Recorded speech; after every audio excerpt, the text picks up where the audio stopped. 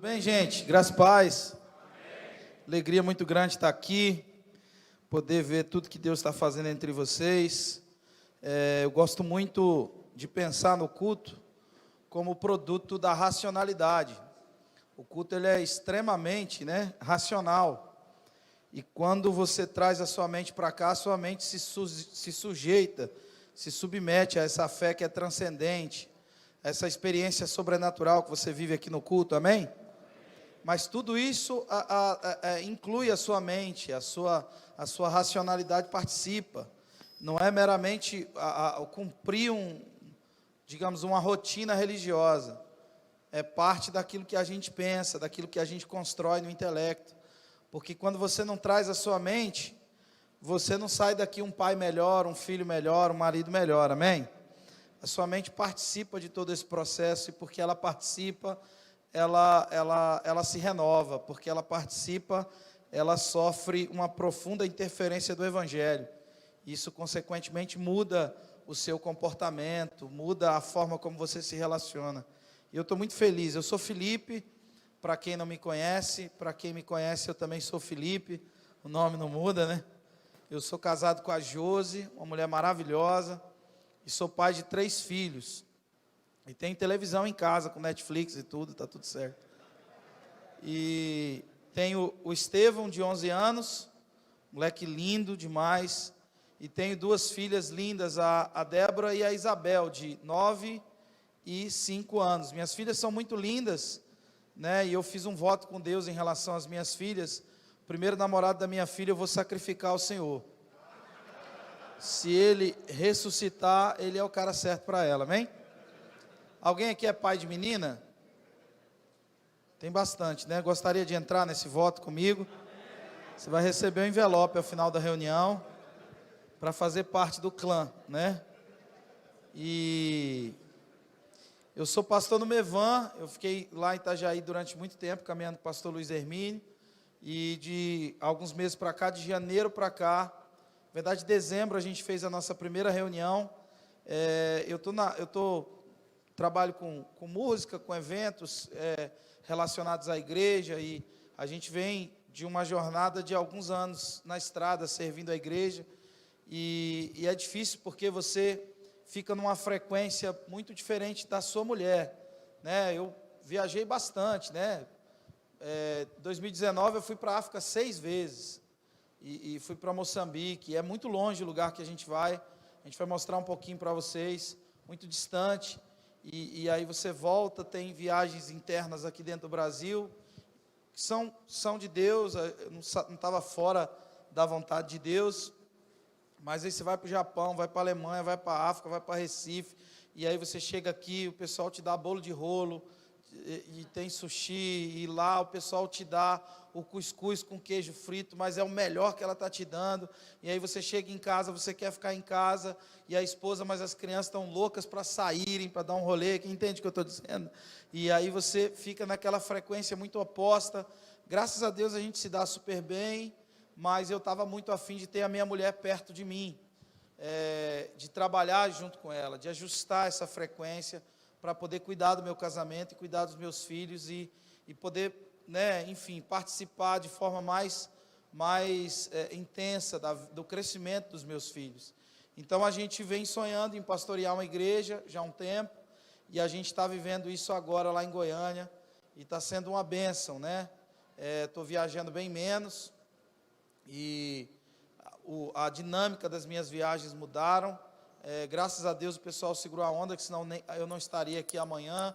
A gente teria voltado em função do culto de quinta-feira, domingo. E eu estou muito feliz porque a vida é cíclica, amém, gente? A gente precisa estar muito sensível para compreender Deus mudando o rumo da sua vida e, consequentemente, dando para você ferramentas para você priorizar aquilo que é de fato prioridade. E a família é, acima de tudo, a prioridade. Nós estamos entre homens aqui, e eu quero crer que vocês são sacerdotes das casas de vocês, amém? E aqueles que ainda não se casaram serão sacerdotes.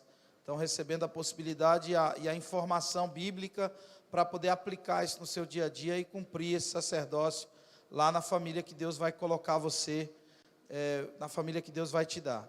Eu sou torcedor do campeão de 1987, que é o Flamengo, né, obviamente.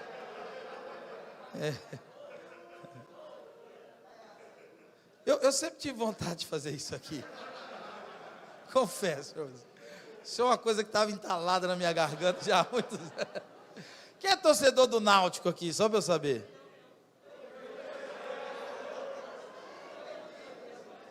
Santa Cruz. Esporte. Os caras são terríveis, né, mano? Eu vou dar uma oportunidade pro pessoal. Vai que o pessoal do Náutico estava cochilando na hora que eu perguntei. Quem é torcedor do Náutico?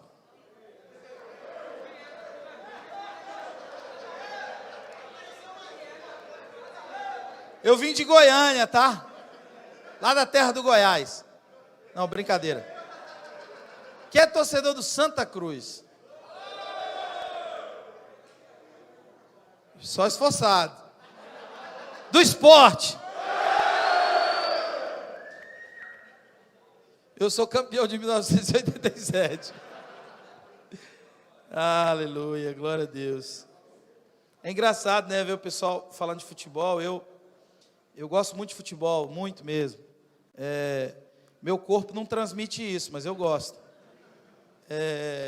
E eu também dei as minhas sapatadas por aí. A minha família, quase todo mundo foi profissional. Meu pai jogou no Vila, jogou no Atlético, jogou num monte de lugar. Eu joguei futebol de salão profissional e me envolvi em muitas resenhas. Muitas resenhas. E na época, jogando na Jataiense, eu fiz uma amizade muito legal com o Borges, que foi depois para o Paraná, depois foi para São Paulo, para o Santos. E o Borges pregava para mim na época. E eu, na época, nos juniores, eu era reserva nos juniores, mas era o cara nos amador, né? E cadê o mano que jogou em todos os times? Os clubes deviam para ele, cadê ele? Não, brincando.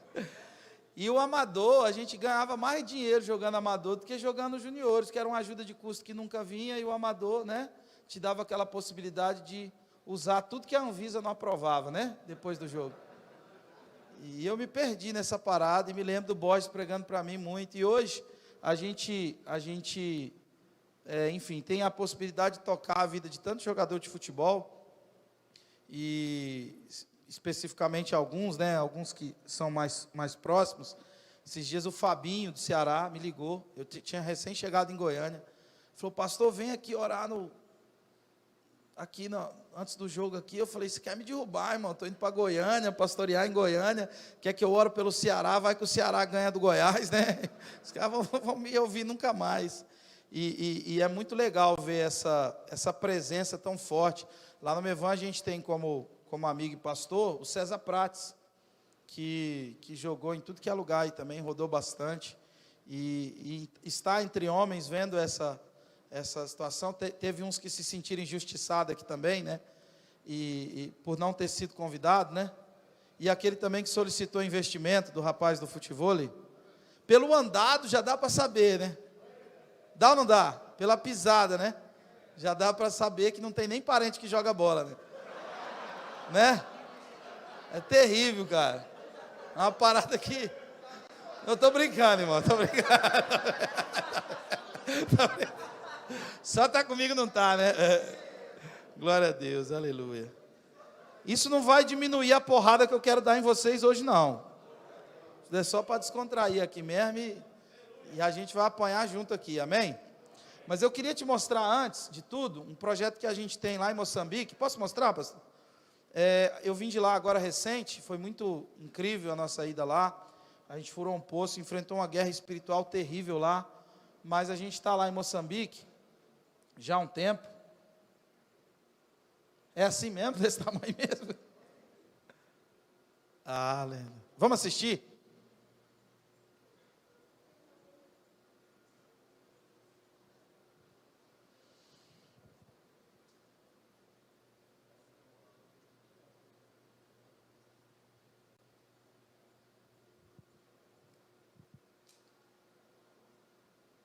Já vai dar certo. O pessoal que trabalha com a mídia lá na igreja que eu sou pastor, a gente chama eles de tribo dos midianitas.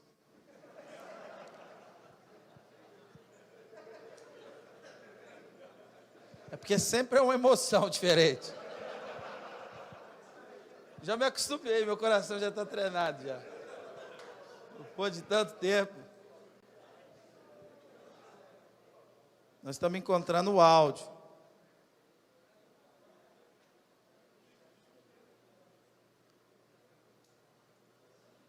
Eu não avisei antes, né? A culpa é minha.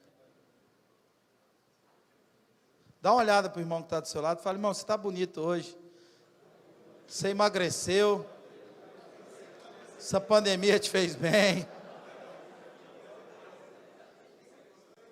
Pergunta para ele: você está malhando aonde, irmão? Estou revoltado com a academia, rapaz.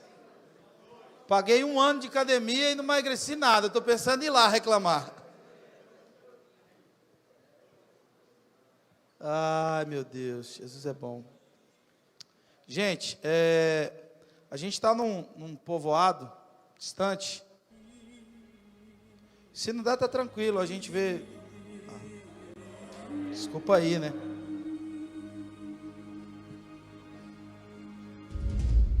Morumbala fica na província da Zambésia, em Moçambique. Segundo o censo de 2007, Morumbala tem 358 mil habitantes. Talvez o principal agravante dessa região seja o difícil acesso à população, que em sua grande maioria reside nas aldeias localizadas ao redor do distrito. A falta de estrada gera também a falta de tudo mesmo. A vida do povo gira em torno do plantio. Cada família tem o que eles chamam de machamba, que é uma pequena lavoura onde eles cultivam o seu próprio alimento. Praticamente todos ali plantam milho, porque a refeição é a chima. Os habitantes das aldeias fazem, quando muito, uma refeição por dia. Mas até essa refeição se torna muito difícil no período das chuvas, porque elas aguçam o isolamento ao ponto de torná-lo num isolamento pleno. Nesse período em que estamos ali, presenciamos mortes que poderiam ter sido evitadas pela presença de um comprimido. Talvez o mais chocante para a gente seja ver como eles encaram a realidade. Os funerais são eventos corriqueiros, a morte é uma visita frequente e comum. Nosso trabalho ali é potencializar líderes comunitários, ampliarem a relevância do serviço prestado às suas comunidades locais. Hoje o nosso atendimento oferecido são a 5 cidades, 4 aldeias, que são na verdade localizadas na circunscrição distrital ali de Morumbala. Molene, Gulengulen, Máximo, Megasa. São regiões onde temos um ponto de atendimento, uma equipe remunerada. Algumas dessas aldeias têm 30 mil habitantes e chegam a ter cerca de 6 mil órfãos. Sobretudo, a gente acredita muito numa profunda transformação nesse lugar. E na verdade ela já começou no coração, nos corações das pessoas.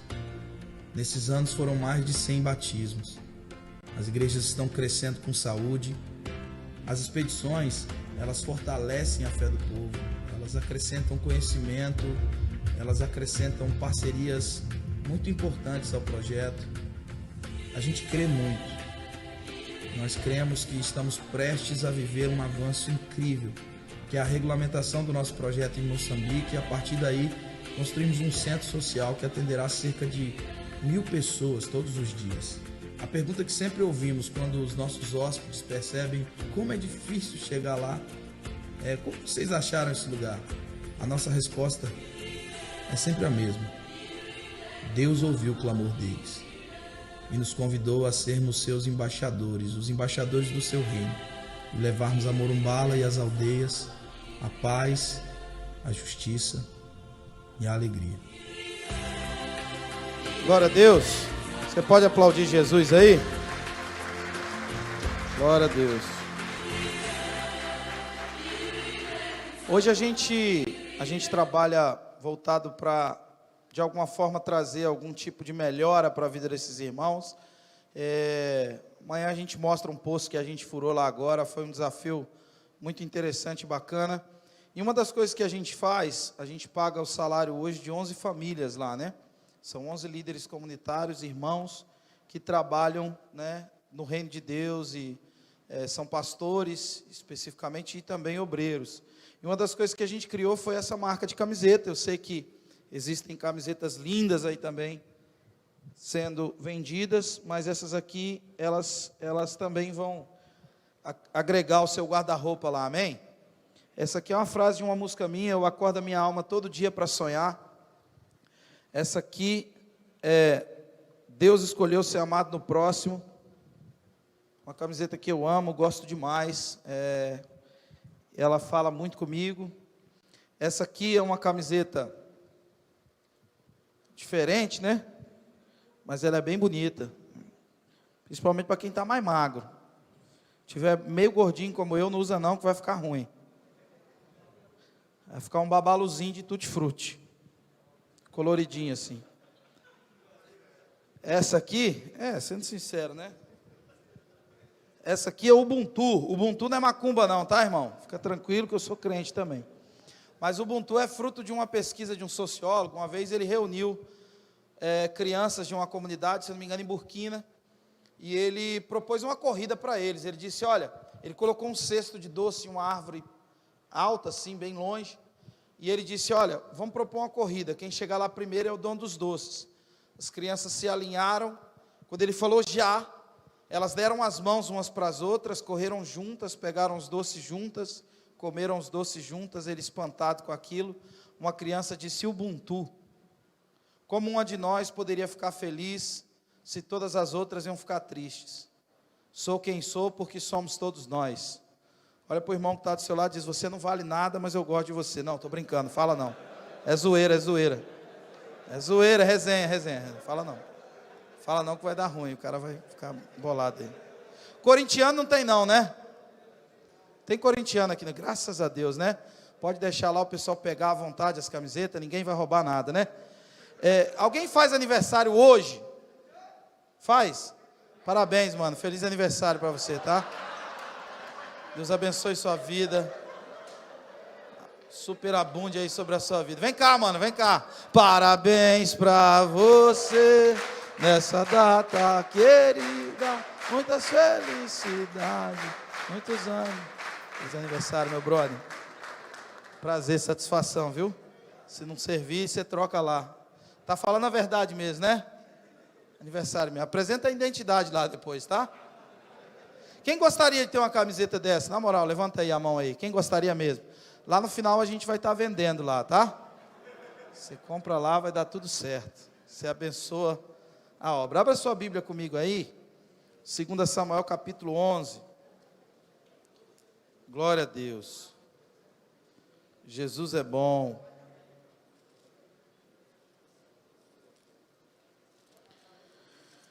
Aleluia. Rapaz, é água de coco, macho. Você está no Nordeste, né? Respeito, coisa boa, né?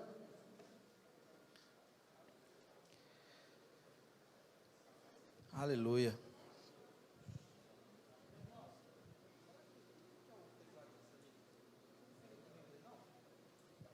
A gente chama de anestesista. Pega um banquinho para você sentar ali, fica comigo ali, pode ser?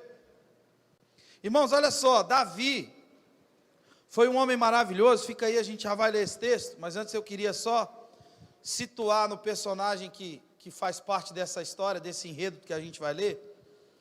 Davi era um homem segundo o coração de Deus, amém? Davi foi um homem sensacional. E esse irmão, ele produziu uma inspiração tamanha, até hoje ele produz. Alguém que chama Davi? Chama Davi. Normalmente nas igrejas existem muitos Davi, sim ou não?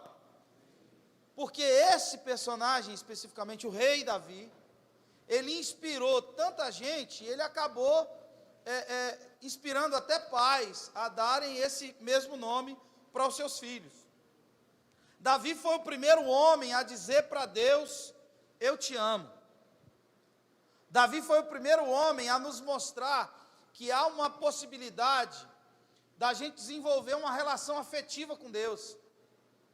Enquanto as pessoas viam Deus como um Senhor distante, como um ser poderoso, sublime e distante, Davi conseguiu nos mostrar que Deus faz da vida real seu território. Quando Davi disse, o Senhor é o meu pastor, teoricamente Davi estava ofendendo Deus, porque não havia nenhum prestígio em ser pastor. Pastor era a profissão menos honrosa da época. Pastor era a profissão que não havia nenhum prestígio, era quem era esquecido na hora da comida. Quando Davi disse, o Senhor é o meu pastor, o Senhor me guia por pastos verdejantes, esse não é um ambiente para um Deus todo-poderoso estar. É como se eu dissesse para Deus, Deus, o Senhor é o meu gari. A comparação é basicamente a mesma. É como se um jogador dissesse que Deus é o massagista ou o roupeiro. O que Davi estava transmitindo a partir desse salmo? Ele estava nos mostrando que a vida real é território de Deus. Talvez para você Deus não é pastor. Talvez para você Deus é Uber. Talvez para você Deus é o porteiro do prédio. Você está aqui comigo, amém? Então Davi foi alguém que apresentou e nos mostrou essa proposta, sabe, do desenvolvimento de uma relação afetiva com Deus. Davi foi alguém tão especial, marcante na sua geração, que ele, quando chega diante do gigante, o povo estava acuado diante daquele desafio. Golias estava ali, tentando individualizar a batalha. O povo de Israel era conhecido como um povo coletivo, comunitário. A força de Israel não estava na individualização, mas estava na comunidade. O Senhor dos exércitos não era o Senhor de um soldado, era o Senhor de uma comunidade. Quem era essa comunidade? Eram famílias. Israel era uma nação composta por famílias, mas quando havia uma convocação, essas famílias se tornavam exércitos, e essas famílias eram o exército do Deus Todo-Poderoso. Mas diante daquela proposta apresentada por Golias, quando ele convida Israel para um tipo de batalha diferente, ele diz, olha, escolham um soldado de vocês, e nós temos o nosso. Todo mundo ficou com medo. Davi se dispõe aí, mesmo diante da afronta, da intimidação dos próprios irmãos, Davi se dispõe a estar naquela batalha, e quando ele se coloca diante do gigante, ele diz, olha, você vem contra mim com todos os seus artifícios e ornamentos aí de guerra. Todo esse poder bélico que você tem aí, diante daquele que me enviou, não significa absolutamente nada. Você vem contra mim com lanças, espadas e com toda a sua força. Só a ponta da lança de Golias pesava 30 quilos. Davi diz, eu vou contra você na essência do Deus que eu sirvo. Eu vou contra você em nome do Senhor dos exércitos. Esse Deus que não é Deus sozinho, esse Deus que é uma comunidade de 3 pessoas. Ninguém subsiste sozinho na perspectiva do reino de Deus. O que é morte no reino de Deus? É migrar do nós para o eu. O que é vida? É migrar do eu para o nós. Lúcifer rompeu a sintonia da eternidade quando ele disse eu subirei. A eternidade só diz nós. Na perspectiva da eternidade, o Pai é nosso, o pão é nosso, o perdão é para nós. Amém, irmão? Olha para quem está do seu lado e diz, é nós. É nós. Que seja nós mesmo, né?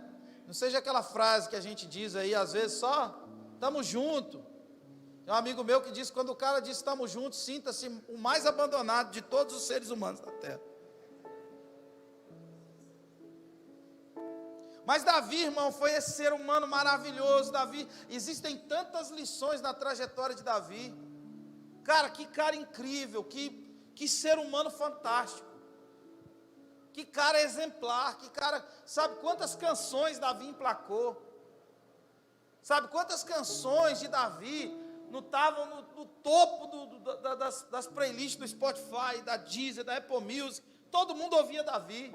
Você largava, dava um play ali no nome do Davi e ouvia. Quantos milhões de ouvintes mensais Davi não tinha? Davi era um homem popular, conhecido, e alguém que sabe que tinha uma história. Davi foi ungido a rei com 30 anos em Judá, e depois de 7 anos ele conseguiu estabelecer, sabe, uma unidade, uma junção entre Judá e Jerusalém.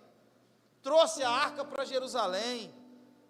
Sabe, quando Uzá morre, ele recalcula todo o processo de levar a arca, é humilde para parar tudo, voltar, deixa a arca na casa de Obed-edom. Esse cara é maravilhoso, fantástico, incrível, que personagem, que exemplo, que homem de impacto. Mas esse texto me apresenta uma parte da história, e por isso que a Bíblia é linda. E deixa eu te dizer uma coisa, a Bíblia não é a história de Deus. Não é a história de Deus. A Bíblia é a nossa história. E como Deus trabalha no meio da nossa história, junto com o seu Filho e com o seu Espírito, para nos devolver para o eixo da vontade dEle. Qual é a vontade de Deus? A vontade de Deus está nas primeiras páginas de Gênesis e nas últimas páginas de Apocalipse. Essa é a vontade de Deus. Era transformar aquele jardim numa cidade chamada Nova Jerusalém. A Odisseia, no meio de tudo isso, é a nossa história. Por isso que a Bíblia não esconde o tropeço de ninguém, o fracasso de ninguém, o percalço de ninguém, a mancada de ninguém. Aqui na Bíblia, irmão, o pau que bate em Chico, bate em Francisco também. Aqui o couro come do início ao fim da narrativa. Por quê? Porque é a nossa história. E aí esse cara fantástico, incrível, ele é também vítima de si mesmo. Vamos ler o texto? Quem está comigo aí? Diga, eu estou. Decorrido um ano, no tempo, diga tempo. No tempo em que os reis costumavam sair para a guerra, enviou Davi Joabe e seus servos, e com ele todo Israel, que destruíram os filhos de Amon e sitiaram Rabá. Porém Davi ficou em Jerusalém. Uma tarde, levantou-se Davi do seu leito e andava passeando no terraço da casa real. Daí viu uma mulher que estava tomando banho, e era ela. Como é que ela era? Fala com mais ênfase aí, irmão. Como é que a mulher era, irmão? Só está um homem aqui? É homem, mas está transmitindo. Tá não? Que bênção, glória a Deus. Você está aí, irmã. Caça um rumo para você, tira 2, 3 fotos aí.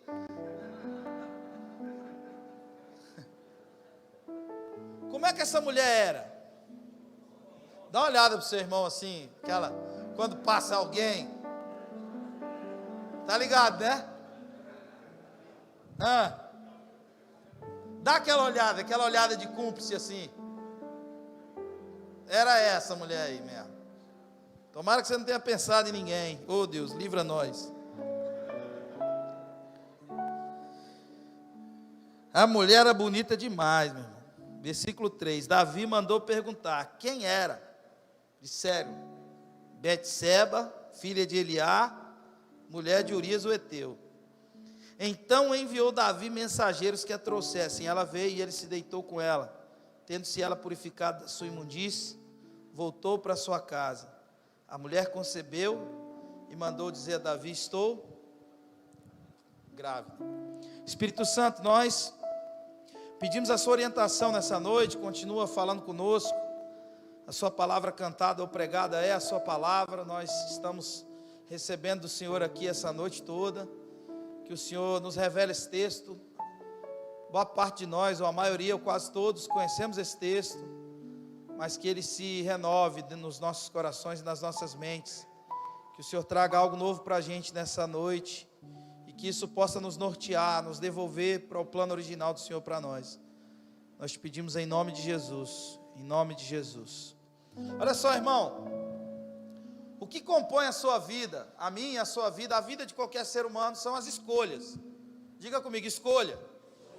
Então, uma escolha certa, veja bem, pode fazer com que um mendigo se torne um rei. Você pode conduzir uma pessoa de um estado de miséria inexplicável a um alto nível de prosperidade e crescimento. Mas uma escolha errada pode também destruir tudo. Pode fazer com que essa pessoa que alcançou um patamar tão alto, desça no mais profundo do abismo.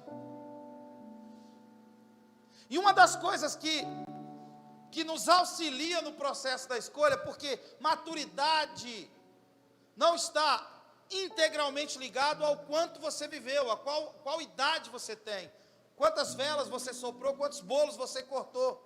Tem gente que quanto mais velho fica, mais criança fica. O que é maturidade na perspectiva bíblica?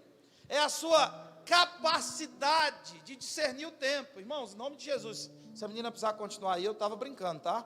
Não quero constranger ela não, fala para ela lá, amém, gente? Amém? É só zoeira mesmo, tá?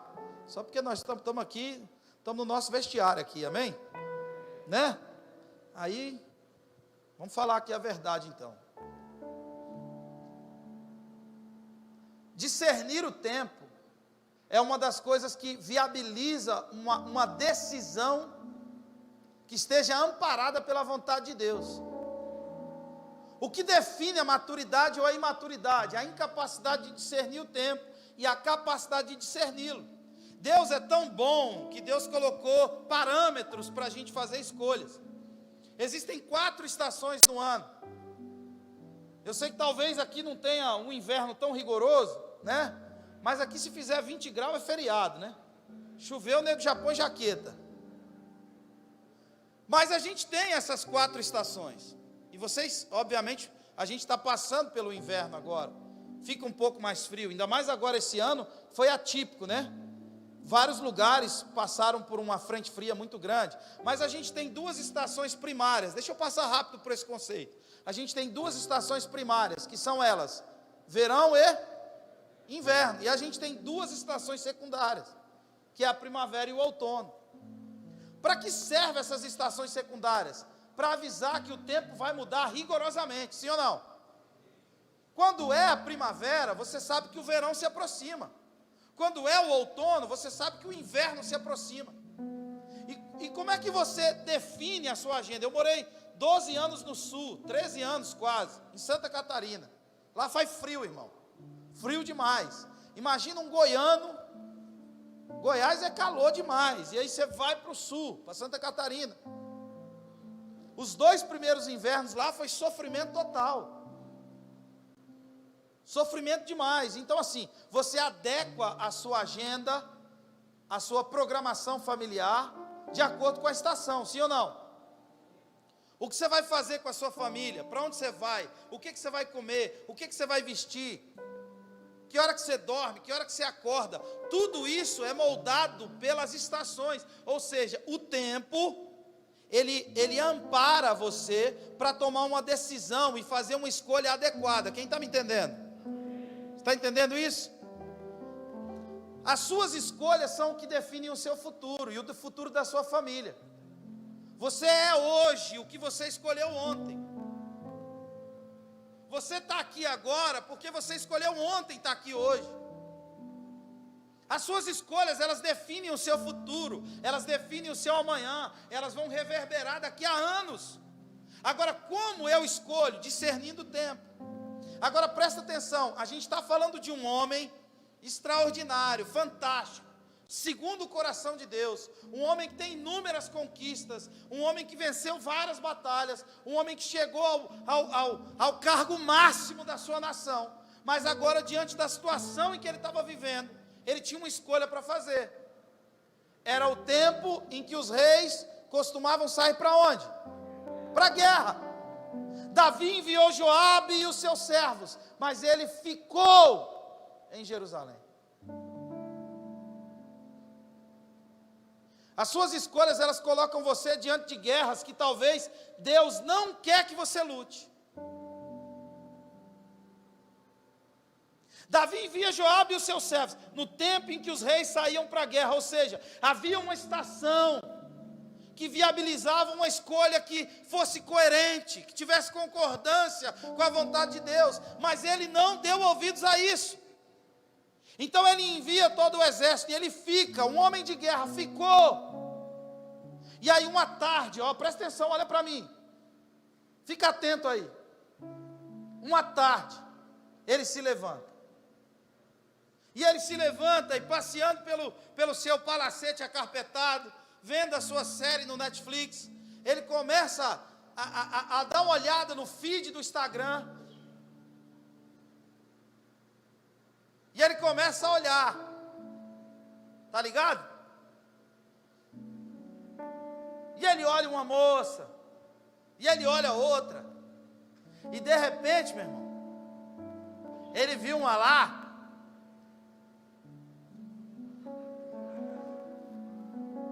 E quando Davi olhou, ele falou: minha Nossa Senhora, quem que é essa? Mandou um direct.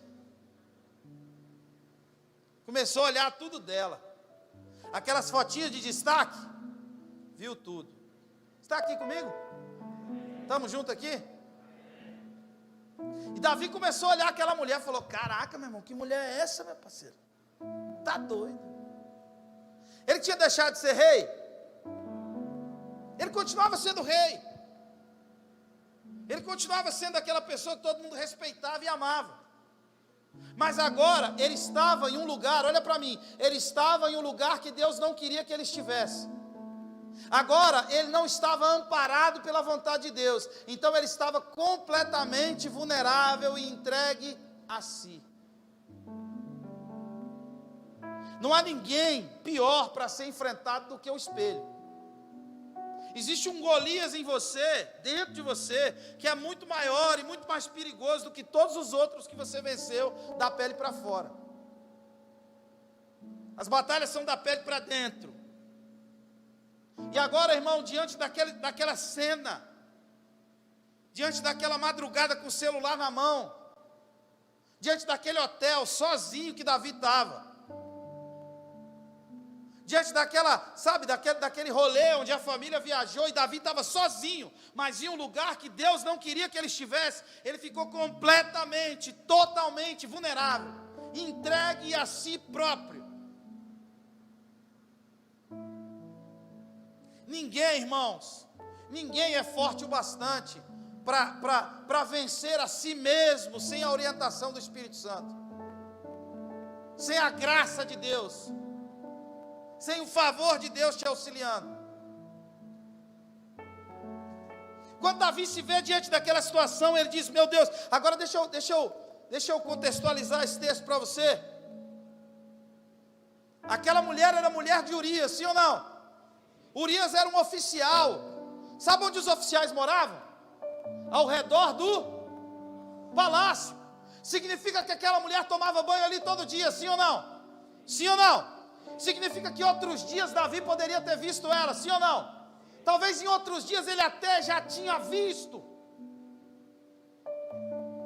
Mas naquele dia, em que ele estava completamente vulnerável, entregue a si próprio, ele não resiste àquilo que ele estava vendo. E aquele homem que Deus havia erguido, aquele homem que todo mundo admira, o herói de todo mundo, aquele que a gente vai falar de louvor e adoração, a gente não consegue não mencioná-lo. O salmista, o homem das canções mais especiais e profundas que a gente já tenha ouvido na nossa trajetória de fé. Esse homem agora estava diante de uma mulher, que não era a mulher dele, que era a mulher de um cara que estava arriscando a vida na guerra. Ele manda um direct para ela, liga para ela, descobre o WhatsApp, e manda aquela mensagenzinha: aí, fake, saudade do que a gente não viveu.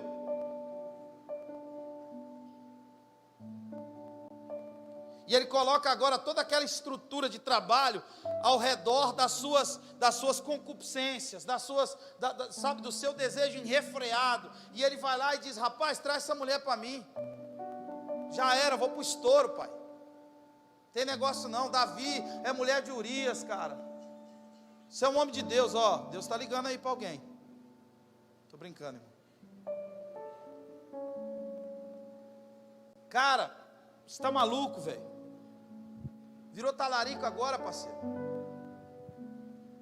Você tem tudo aí. Vou botar o meu no silencioso aqui, vai que eu colho o que eu plantei, né?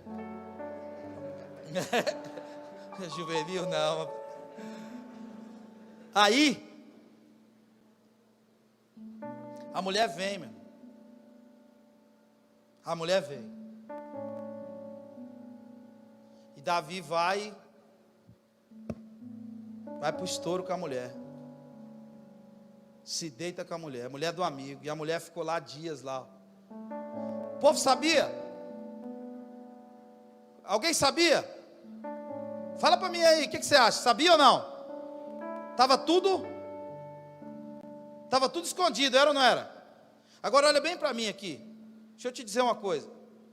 O que você planta, você consegue esconder. Dá para escolher o que se planta. Dá para esconder. Semente é pequena, cabe na mão. Agora o que você colhe, irmão, não dá para esconder não. Você pode até plantar escondido, mas a colheita sempre é pública. Obrigado pelo seu amém tão empolgado. Davi agora se deita com aquela mulher. Daqui um tempo aquela mulher manda dizer: estou grávida, porque as suas escolhas sempre vão gerar alguma coisa, quer sejam para a vida ou para a morte. E agora, irmãos, Davi estava com um problema, porque ele continuava sendo rei, continuava sendo aquele homem respeitado, admirado, venerado por todas as pessoas, mas agora ele tinha caído na besteira de engravidar a mulher de um cara que estava na guerra lutando, e aquilo ia complicar, aquilo ia trazer um certo prejuízo para a reputação dele. E agora Davi não estava mais preocupado com o prejuízo espiritual que ele havia produzido, ele estava tentando manter a reputação, ele estava tentando sustentar a sua autoimagem, ele estava vivendo completamente dentro desse balaio que a gente chama de religião. A religião, ela é plástica, ela é superficial, parece que é, mas não é. É a manutenção da sua entrada no lobby, é o seu nome na lista. E Davi então se sustenta dentro desse contexto. Ele diz: rapaz, a mulher está grávida, o que eu faço? Ele vai e traz o cara da guerra. Nós estamos juntos aqui, irmãos, amém? Ele traz o cara da guerra, ele fala: cara, traz Urias para mim. E agora ele prepara um banquete para Urias. Ele bota os vinhos mais caros em cima da mesa, as comidas mais maravilhosas em cima da mesa. Ele enche Urias de presente. E Urias chega, rapaz, o cara puro pra caramba. O rei me chamou, estou lá no palácio do rei. Aí o rei enche ele de presente. E Davi, que é o seu herói, que é o nosso personagem preferido da Bíblia, porque escolheu estar em um lugar que Deus não queria que ele estivesse. Irmão, veja a gravidade e a seriedade disso. Ele agora trai a sua família, destrói uma outra família. Sabe, um homem segundo o coração de Deus, porque escolheu o mal, caiu num antro de queda, que a gente não consegue mensurar. Imagina a gente, se a gente não ponderar as nossas escolhas, se a gente não cuidar do nosso coração, se a gente não ficar constantemente fazendo manutenção na nossa mente, naquilo que a gente está vendo, sabe, nas nossas lembranças, que a gente tem que lutar contra elas. Quantas lembranças, sabe, quantas experiências você teve antes de estar com a sua esposa atual, e você tem que ficar lutando contra essas lembranças. Vamos ser sinceros, amém, irmãos? Estar em lugares que Deus não queria que ele tivesse, fez com que ele se deitasse com a mulher do cara. Agora o que ele faz? Ao invés dele se arrepender, dele se dobrar, dele se sujeitar a um processo de dizer: olha, eu quero ser restaurado. Não, ele traz o cara, ele maqueia todo aquele processo de queda, ele enche o cara de presente e diz para o cara: vai se deitar com a sua esposa. Por quê? Porque ele queria que o cara assumisse um filho que era dele. É a preservação da autoimagem.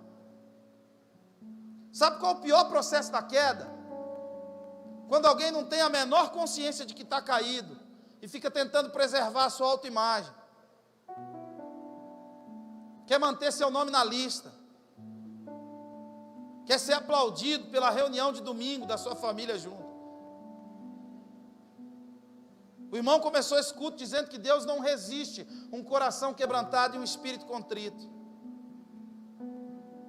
Davi agora prepara aquele banquete, dá aquela parada para o cara, fala: cara, vai para sua casa, se deita lá, mano, você é meu parceiro, você é meu faixa, tamo junto, hein? Hashtag, parceiro, É nóis, irmão. Sem vergonha. Aí no outro dia alguém manda mensagem para o WhatsApp: Davi, deu ruim. Como assim deu ruim, irmão? Plano perfeito. Está tudo certo, sou o rei. Ninguém sabe, pô. Está tudo maquiado. Foi só um deslize. Não, Davi, deu ruim. Como assim? O cara está deitado lá na frente do palácio. O cara não foi para casa não. Aí Davi manda chamar ele. O seu herói. Nosso herói. O homem segundo o coração de Deus. Escolheu estar em um lugar que Deus não queria que ele tivesse. E aí Urias não foi para casa por quê, parceiro? Rapaz, meu irmão, meu rei, não deu, cara. Meus irmãos estão lutando contra o divórcio, meus irmãos estão lutando contra as drogas, meus irmãos estão lutando contra o aborto, contra um monte de coisa aí, amém? Eu não vou, não, eu vou ficar aqui porque eu estou em posição de batalha. E se você agrada a Deus, não importa quem você desagrada, amém, irmãos? E aí Davi, esse homem, segundo o coração de Deus. Irmãos, deixa eu dizer uma coisa para vocês. Você está aqui comigo, amém? Um abismo chama outro abismo. E sabe como isso acontece de uma forma muito mais triste? Quando esses abismos são internos. Quando esse abismo dentro de você vai convidando você para abismos ainda mais profundos. E você vai subvertendo a sua consciência. Você vai mentindo para você mesmo e você passa a acreditar naquelas mentiras. Você está caído, mas não tem, a disposição de se ajoelhar, de se dobrar diante de Deus e dizer: eu estou caído, cara.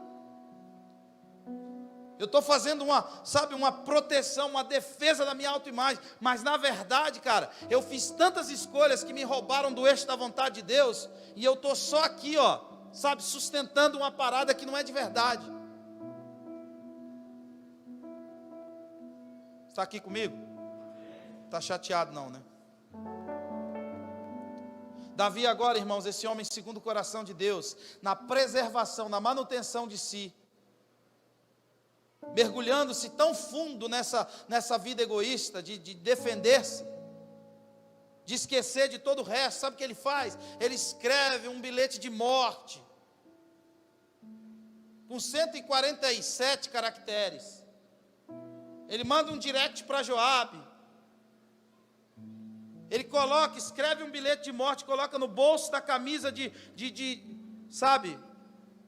Urias, e ele diz: Urias, vai para a guerra, meu filho. Chega lá, entrega essa carta aí para Joabe. Sabe o que dizia na carta? Esse rapaz precisa ser morto. Agora, o nosso herói, o cara que derrotou o gigante, o cara que resistiu à perseguição de Saul, o cara que uniu o governo de Israel, o cara que trouxe a arca para Jerusalém, o cara que escreveu as canções que mais nos abençoaram até aqui. Esse cara, porque escolheu estar em um lugar que Deus não queria que ele estivesse, ele se deita com a mulher de um amigo, ele tenta enganar o amigo, manipular o amigo, fazer com que o amigo assuma a sua responsabilidade. Como isso não dá certo, sabe qual o abismo que ele é conduzido aí? A matar o amigo, a assassinar o amigo. E ele escreve um bilhete de morte para que aquele rapaz traído fosse morto pelos inimigos de Deus. E aquele rapaz vai para a guerra, é colocado na frente, na linha da batalha, o exército recua e aquele rapaz foi brutalmente assassinado pelos filisteus. Agora pensa comigo, um homem segundo o coração de Deus,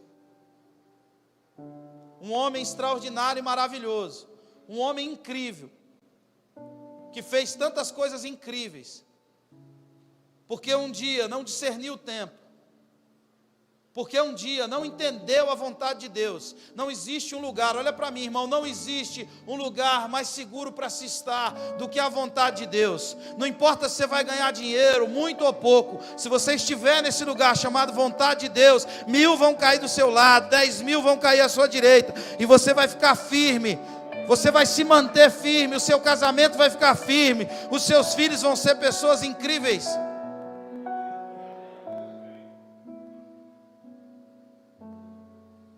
Porque esse homem não discerne o tempo. Ele está agora em um lugar, que lugar? Um lugar que ele é colocado, ele é exposto a uma cena que certamente ele poderia ter visto outras vezes, visto outras vezes. Betseba estava ali e ele se rendeu por um instante, por aquele prazer de 10 minutos. Há alguns que é só 3. Tem os de 2 minutos ainda. 40 segundos. Só está homem aqui, irmão? Sai um pouquinho. Só um pouquinho. Eu queria poder falar umas coisas aqui para os irmãos aqui. É de homem o bagulho aqui, não é? Eu tenho que falar, irmão. Eu vou ficar constrangido se eu te ver aí. O barato aqui é louco. Essa história é muito contemporânea.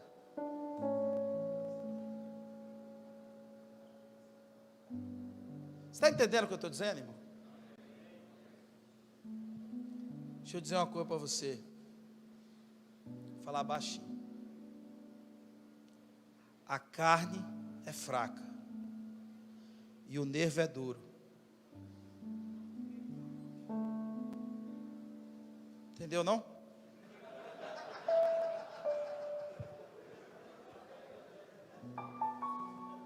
E quando essa parada, meu irmão, fica desse jeito, você fica entregue a você mesmo. E não adianta, irmão, bater no peito, achar que é o... Você não vai precisar nem do diabo para te derrubar. Meu irmão, essa hora que essa parada acontece, a carne é fraca e o negócio, sabe? Entendeu? Meu irmão, os demônios e Satanás vai para a praia. Sabe por quê? Porque a Bíblia diz que mentira, adultério, fornicação, avareza, maledicência, essas coisas não procedem de fora de nós, elas procedem de dentro de nós. E quando você se encontra com esse Adão caído aí dentro, meu irmão, não tem força moral que sustente a sua vida fiel às suas alianças. Davi agora estava completamente entregue, irmãos. Havia traído, havia manipulado e agora estava matando uma pessoa. Ele mata um amigo em virtude do seu prazer momentâneo. Sabe, irmão, quantas coisas a gente muda de lugar, quantas situações a gente já se alterou, quantas vezes a gente ferrou as nossas relações para preservar, sabe, ou para tentar esconder os nossos rastros. Estamos juntos aqui? Diante dessa situação toda, para a gente ir caminhando aqui para o fim dessa reflexão, e eu espero que ela te abençoe. O que me encanta na história de Davi é a disposição que ele tinha de ouvir um irmão em específico. Davi tinha um brother, um parceiro. Usava calça larga, boné de abarreta e torcia para o Flamengo. Estou brincando. Mas ele tinha um brother, um parceiro, chamado Natan. Natan mandou um WhatsApp para Davi. E aí, Davi, como é que você está, meu brother? Meu rei, estou de boa. Cadê você, Natan? Sumiu, cara. Vem aqui me ver. Davi, eu vou aí te ver. E Natan vai. Quem sabe o que eu estou falando? Natan era um profeta. E aí Natan chega lá na casa de Davi. Eu posso ficar aqui embaixo? Posso, né? Natan chega lá na casa de Davi e fala: e aí, Davi, como é que você está, meu brother? Estou tranquilo, de boa demais. Aí Natan vai e conta o seguinte: Davi, é o seguinte, deu um problema aí, eu preciso que você me ajude a resolver uma situação. O que foi? É o seguinte, tem um cara pobre na cidade, mas o cara é pobre. O cara é tão pobre que até os pobres chamam ele de pobre. O cara é pobre mesmo, né? E esse cara, rapaz, ele não tem nada. Ele tem a família dele e tem uma cordeirinha, uma ovelhinha que come com ele na mesa, que sobe no sofá com os filhos, que fica ali com eles. Ele só tem essa cordeirinha. Davi, estou entendendo. Mas aí, Davi, Natan fala: tem um cara que é rico. O cara tem uma montoeira de coisa. O cara tem imóvel, o cara tem prédio, o cara tem hotel, o cara tem carro, o cara tem empresa, o cara tem startup, o cara tem um monte de coisa. E é o seguinte, Davi, tem esse cara rico e esse cara pobre, mas chegou um estrangeiro aí na cidade. Chegou um cara conhecido aí na cidade, e esse cara, esse estrangeiro, foi recebido pelo homem rico.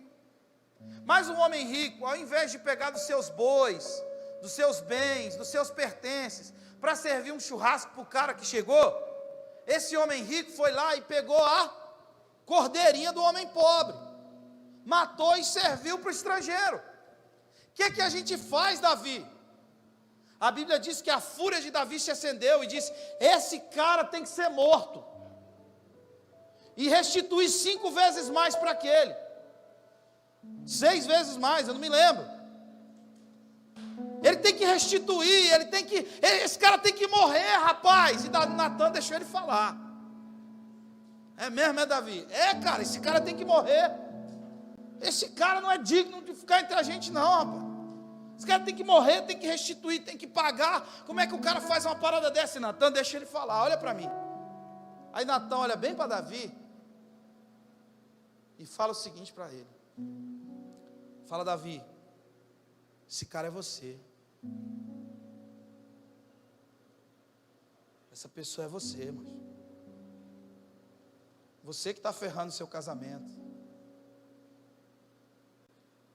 Você que se ausentou da vida dos seus filhos. Você que comprometeu as suas relações pelos seus vícios secretos. Esse cara é você, cara. Essas escolhas ruins, foi você quem fez. Nessa hora, Davi continuava sendo rei? Sim ou não? Natan podia ser morto? Sim ou não? Natan não chegava no pátio do palácio. Então deixa eu dizer uma coisa para você nessa primeiro encontro nosso aqui. Deus é bom. Deus faz tudo novo de novo. Deus sabe onde você chora. Deus sabe contra o que você luta. Deus sabe quais são as Betsébias que moram do lado da sua casa. Mas quando você se depara com a gravidade de tudo aquilo que você escolheu e de tudo aquilo que você vem construindo, mesmo que seja oculto, Deus sempre envia uma orientação profética, um profeta, para auxiliar você e para tentar trazer a sua alma de volta para a vontade dEle. Só que deixa eu te dizer uma coisa, você vai ter que fazer uma outra escolha.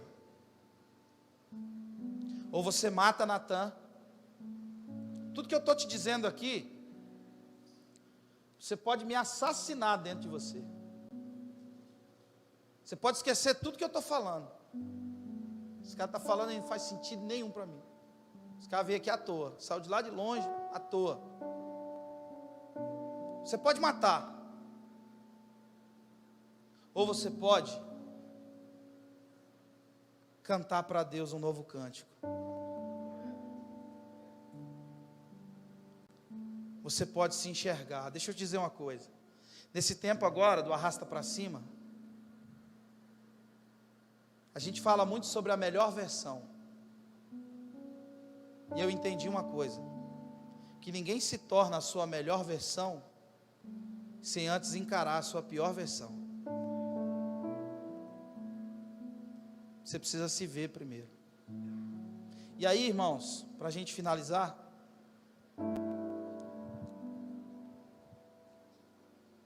Davi tinha uma outra decisão a tomar. Ou ele matava aquele irmão, aquela instrução, aquele confronto, aquele ensino. Ou ele cantava para Deus uma música dizendo: me ajuda a melhorar, ou me ajuda a mudar, me ajuda a morrer. Faz alguma coisa na minha vida que Arranca isso de mim, Jesus. Sabe, irmãos, eu sou neto de uma prostituta. Meu pai tem 4 irmãos, cada um é filho de um pai. E eu nunca vi os meus tios falarem dos pais deles. Meu pai tem 13 filhos. Meu outro tio tem 8. Não sei mais quem tem. Eu cresci vendo eles irem para os prostíbulos. Eu cresci com aquela ideia de que homem mesmo é aquele que passa o cerol em todo mundo. Eu cresci vendo os meus tios com 10 anos, 11, 12 anos, eu cresci vendo eles combinarem entre eles para irem para os prostíbulos. Eu cresci num lugar que tinha 8 prostíbulos em volta. Eu casei com uma menina, irmão, crescida na igreja. Fui o único homem da vida dela. Eu nunca vi um casamento à minha volta dar certo. Eu nunca tive uma referência de família. Nunca recebi um abraço de alguém dizendo eu te amo. Eu sei que talvez essa seja a realidade de boa parte das pessoas que estão aqui hoje. Talvez não dentro desse contexto de promiscuidade, mas dessa falta de afeto. Meu pai só dizia eu te amo para mim quando ele estava bêbado. Eu tenho que dar para minha família o que eu não recebi de ninguém. Eu tenho que dar para minha esposa o que eu não vi nenhum homem dando para uma mulher. Eu tenho que dar para os meus filhos o que eu nunca recebi da minha mãe, tadinha, que criou a gente quase que sozinha. Se você quer produzir algum tipo de impacto na sua geração, você precisa tomar uma decisão árdua de dizer: isso acaba em mim, isso termina em mim. Eu vou entrar em lugares que eu preciso entrar em prol da minha família. Isso termina em mim, acabou em mim, termina em mim. Eu vou ser sacerdote da minha geração passada, da minha geração futura. Essa maldição está quebrada em mim. Eu vou ponderar as minhas escolhas. Eu vou escolher os lugares onde eu vou pisar. Eu vou olhar para dentro de mim e admitir as coisas que eu preciso admitir. Mas isso acaba em mim, termina em mim. Chega!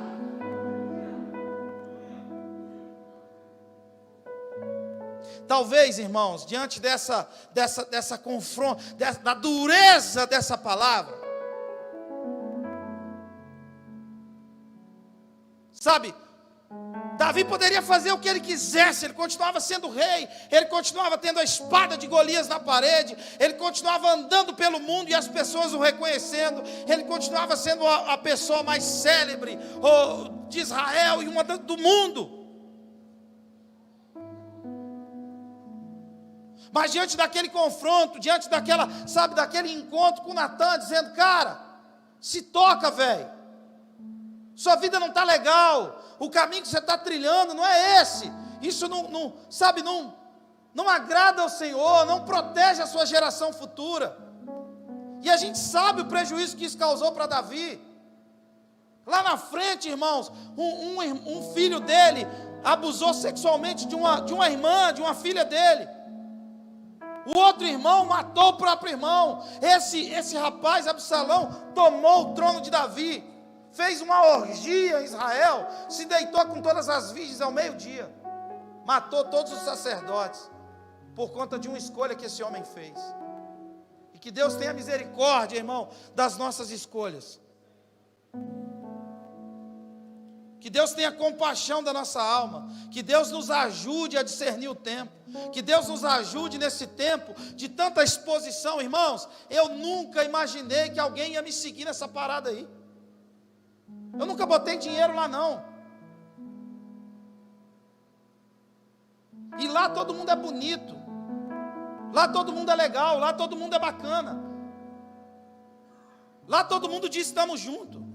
E muitas coisas acontecem ali, nesse mundo virtual em que a gente vive, em que você está conectado com pessoas distantes, e quanto mais você se conecta com gente distante, mais você se separa das pessoas que estão próximas de você. dessa terra de WhatsApp, de Instagram, de Tinder, de like, de dislike, de cancelamento e por aí vai.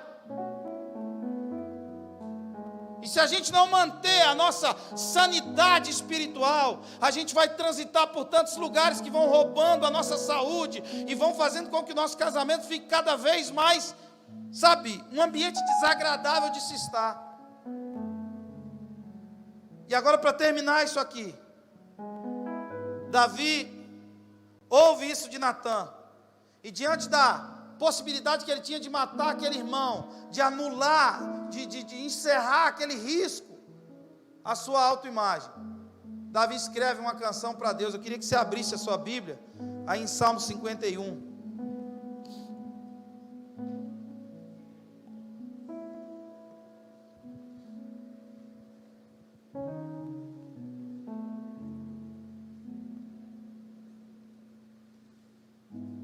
Eu quero ser, Senhor amado, como um vaso nas mãos do oleiro. Quebra minha vida e me faça de novo. Eu quero ser, eu quero ser um vaso novo. Eu quero ser, Senhor amado, como um vaso nas mãos do oleiro. Quebra minha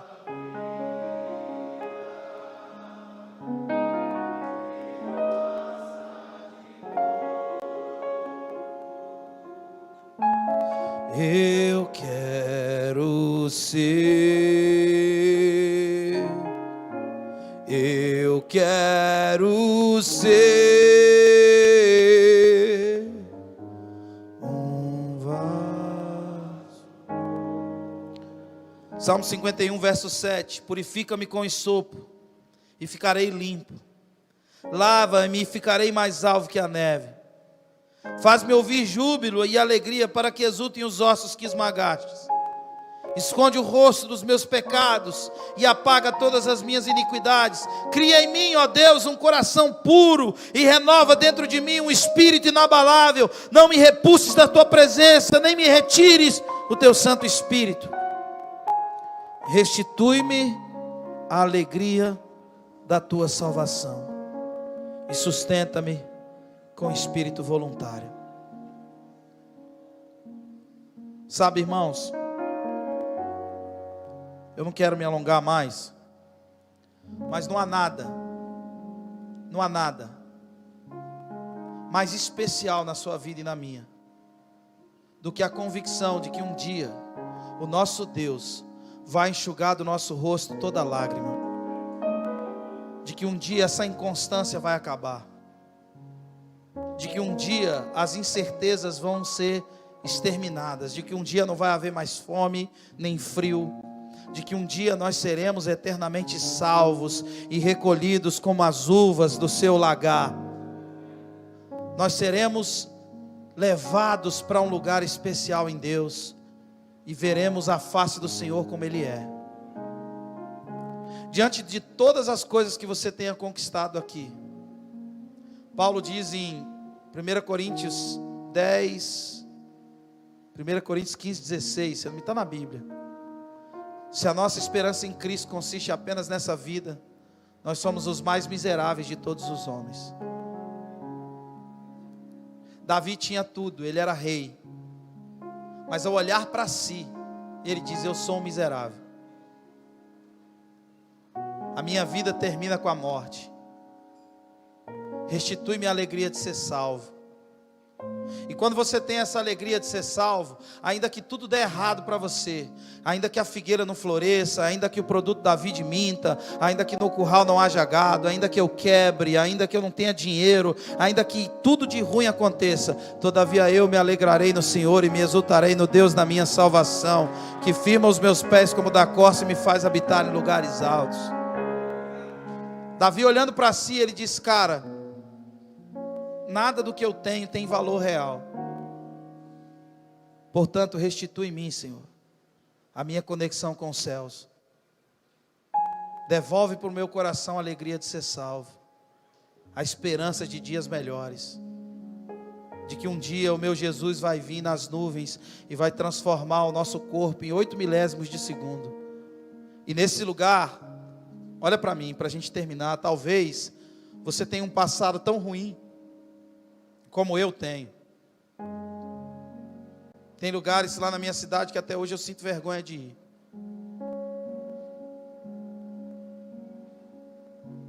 Mas lá na eternidade, o seu passado vai ser completamente exterminado. Porque a Bíblia diz que Ele vai te dar um nome novo que ninguém sabe. Um nome novo que ninguém sabe. A sua história vai ser completamente nova. A sua história vai ser completamente restaurada em Deus. E quando você perde a esperança desse lugar, então tudo que a gente está fazendo aqui hoje é vão. Até o esforço desse irmão de ser o primeiro escrito, isso é vão. A morte de Paulo, que teve o seu corpo cortado, espalhado pelas províncias de Roma, de Pedro, dos irmãos que foram devorados por leão. Quando a gente não tem a perspectiva de que um céu existe para nós, tudo isso é vão. Por isso a maior explosão de alegria na eternidade, de tristeza primeiro, é quando João vê que ninguém podia abrir o livro, e a nossa história estava à deriva, a história da humanidade, indecifrável, estava à deriva, mas de repente ele olha para um lado e um ancião diz: ei, não chores, eis que o leão da tribo de Judá, a raiz de Davi, venceu para abrir o livro e os seus 7 selos. Então João vê a explosão de alegria na eternidade, e os anjos tinham taças e incensos cheias de ouro e mirra, que são as orações dos santos. Jesus deu sentido para a nossa oração e para a nossa adoração, quando abriu o livro e nos possibilitou a nossa entrada nos céus. Por isso Davi era rei de Israel, mas diante das escolhas que havia feito, percebeu que a sua conexão com o céu estava perdida. Por isso ele se dobra e diz: Senhor, restitui em mim a alegria de ser salvo. Nada do que a gente faz impressiona a Deus, irmãos. O jeito que você canta, que você prega, esse telão atrás da gente, essa luz, essa pressão de som aqui dentro,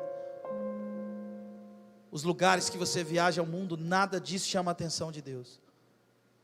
O Deus que mede o céu com a palma das mãos, que chama as estrelas pelo nome, Ele se impressiona com um pecador de coração quebrantado, espírito contrito, que tem coragem de dizer: eu errei, Senhor, eu não sou o marido que a minha esposa merece, eu não sou o pai que os meus filhos merecem, eu tenho feito escolhas que têm roubado de mim essa alegria, e eu preciso voltar para o seu colo, eu preciso voltar para esse lugar de arrependimento, eu preciso refazer a minha vida no Senhor. Não há nada errado, irmãos, em criança ter medo do escuro. O problema é adulto com medo da luz. Que nesse dia de hoje, a sua vida recomece no Senhor. Que você se disponha a olhar para si e dizer: olha, eu não tenho mais alegria de salvação. Meu coração está completamente distante dessa alegria. Feche seus olhos um instante. Vamos orar ao Senhor. Viaja para dentro de você. E essa é a hora que da pele para fora não tem significado algum. O significado mais importante é o que acontece da pele para dentro aí.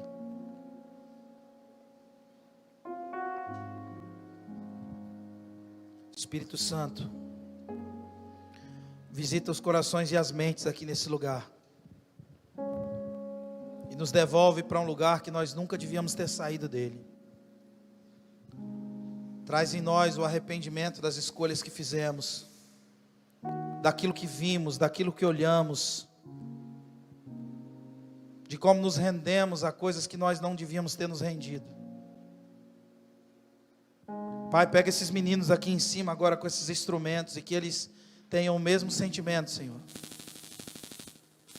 Que o Senhor traga arrependimento para essa comunidade agora, para a comunidade do Cristo, para o meu coração, para os nossos corações. Somos homens, Senhor, e há uma carência de homens nessa nação, de sacerdotes, de pais. O mundo ridiculariza a nossa função. O mundo quer nos calar e quer nos roubar de quem nós nascemos para ser. Mas que o Senhor encontre entre esse grupo de irmãos aqui homens que decidam apresentar ao Senhor um coração quebrantado e um espírito contrito. Homens que vão retomar o processo nesse dia e vão dizer: Senhor, até aqui não foi bacana, mas eu quero andar na sua presença.